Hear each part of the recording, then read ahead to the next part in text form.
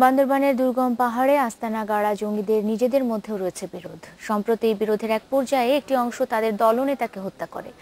গ্রেফতার হওয়া জঙ্গিরা রিমান্ডে পুলিশকে এসব চাঞ্চল্যকর তথ্য দিয়েছেন। বিস্তারিত মামুন আবদুল্লাহর অনুসন্ধানী প্রতিবেদনে।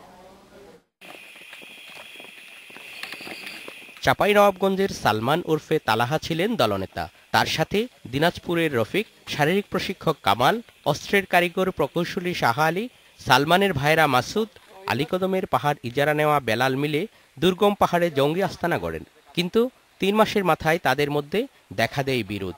এই বিরোধের কারণেই অনেকে পাহাড়ের আস্তানা ছেড়ে চলে আসেন সমতলে। অনেকগুলা মতভেদ ছিল যে পুরুষদেরকে এক জায়গায় রাখতো, মেয়েদের আলাদা জায়গায় রাখতো, স্বামী স্ত্রী যে বাচ্চা কাচ্চা নিয়ে যে একটা ফ্যামিলি যে এক থাকবে, এই সিস্টেম না করে সে এইভাবে পুরুষদেরকে আলাদা, মানে বাচ্চা কাচ্চা মায়ের কাছ থেকে বাচ্চাকে আলাদা রাখতো, বাচ্চার কাছ থেকে মাকে আলাদা রাখতো। এইভাবে একটা মানে মনের মধ্যে একটা মানে অশান্তি বিরাজ করতো। এভাবে তার সাথে মতবিরোধ হয় দিয়ে আমরা চলে আসি। বিরোধ এতটাই চরম ছিল যে দলনেতাকে খুন করতে পিছপা হননি তারা।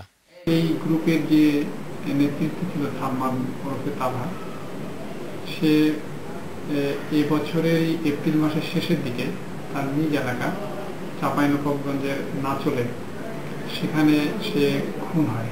সে খুন হয় তার দলেরই জেএমবিরই কিছু সদস্যদের দ্বারা। বিরোধ থেকে হতাশা, আর হতাশা থেকে দেশ ছেড়ে ভারত হয়ে পাকিস্তান, আফগানিস্তান অথবা সিরিয়ার জঙ্গি বাহিনীর সাথে মিলেমিশে যুদ্ধ করার পরিকল্পনাও ছিল তাদের। এজন্য তারা নগদ কিছু টাকাও জমা করেছিলেন। তারা মনে করছিল যে এই দেশে তারা খুব একটা সুবিধা করতে পারবে না, ফলে তারা এই দেশ থেকে হিজরত করবে, এবং হিজরত করার স্থান হতে পারে আফগানিস্তান, হতে পারে সিরিয়া। নিরাপত্তা বিশ্লেষকরা মনে করেন বান্দরবানের জঙ্গি আস্তানা প্রমাণ করে সারা দেশে ছড়িয়ে ছিটিয়ে থাকা জঙ্গিরা সুযোগ পেলেই সংগঠিত হওয়ার চেষ্টা চালাবে।